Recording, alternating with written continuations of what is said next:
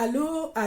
Moyama TV Monde, Moyama TV Monde, la kinyula nganji, Mélanie Lumumba, mambo ya eloka qui rapidement dadi m'intervenir le sujet que neka woladi, lemi woladi la otate moladi eko amour, woladi eko pardon, woladi eko dialogue, woladi eko respect.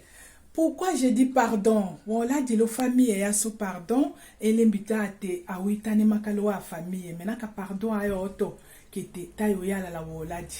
Nganjika yala la famille supporter l'un et l'autre qui était woladi taille yala la woladi la famille. Naka dialogue de kola sa sola naso qui était woladi ayoyala taille oyemba sa wola kala anayema de temps en temps qui était woladi ayoyala. Aussi que exemple wa respect. Kuna kata oyala lo a quartier ya sola yo a voisin naka wembia ka wate voisin kae halangelo nju voisin kae halanga kangane ayo yala la woladi. Kana exemple we sushinye respectons les gestes barrières va te déjà masque we halange mbija masque na we kote yange we me halange woladi kana we ko kote vate di hole ne paka we respecte ngane ayo to na wa amande we mota fute wa amande seke wa mbuto na aya bula woladi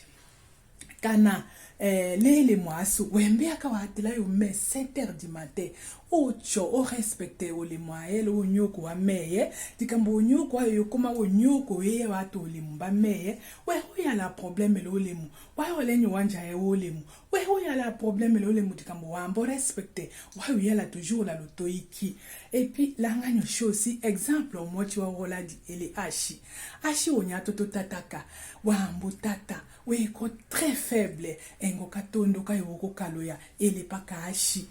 ba yo kaloya lo demba kana o hoyeso à 35 degrés ouais na docteur Abel Richard ayo ko te Mélanie il faut s'hydrater paka no ashi fula dikambo kona ashimba shaki ashimba shawola di lo demba oya di ashi wayo sola hondo wahe ono ashi kanga losi pourquoi ndeho jase lo Congo dika mundembe yakate ashi ka wo shawola di oka topaka losela ashi kana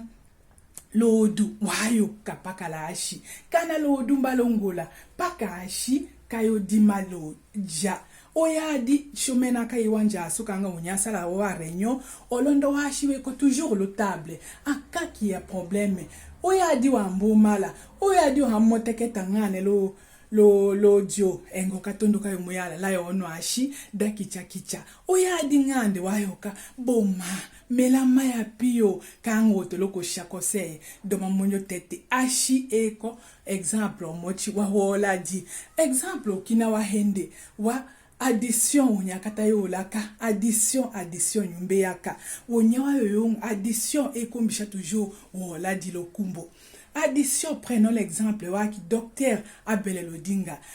baki kaki ye naissance c'est ka addition mboto kana nyaki ototoi nyaya ato ahende nyaya atasato seke wola da mboto joie ya mboto. On a c'est une bénédiction, joie en broto la famille. Kana nyaka ata anei otolata na mboya. Plus c'est comme bicha toujours boladi. Et puis multiplication aussi. Avant académie cholo multiplication. Plus c'est toujours au haki Sylvie Anjo masala mariage ambo réaliser projet kandi dikamba ambo sala plus c'est lo kende kakanda longo sola et ko toujours voilà dit et puis le pour arriver la multiplication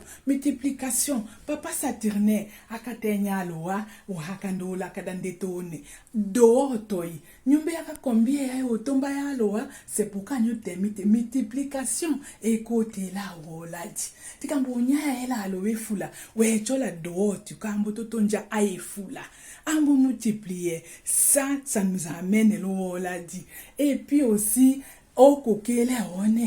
woladi et puis pour finir la monyo chez exemple kina wa moto e kondame woladi Mélanie eko woladi osekamilile o elikasi osomba dimito sawulaka ndishiche ndenge nanyenaka onya temi limite ma copine na weko oladi pourquoi omoto eko oladi omoto mbala mona 9 mois de grossesse ay olamba lotema oladi ay osala chida oladi waya elo noko lotema onya ndoyo to de naissance kono kwa ayola ayo éducation adimena aya avance chatondo. Donc pour conclure omoto eko woladi eko woladi donc soki woladi eza na we moya ma TV monde dodi ko dena nyo wa plus wa multiplication di kamote komena atowe komoto tous les jours lo we moya ma TV monde atowe kombija lo nyalo zero lo wenga atowe kombija lo nyalo kitunga naka wasinye isho yeko seke woladi weko lo wembo nyama TV monde wasinye che onyo temi teko respecter teko pardonner teko mena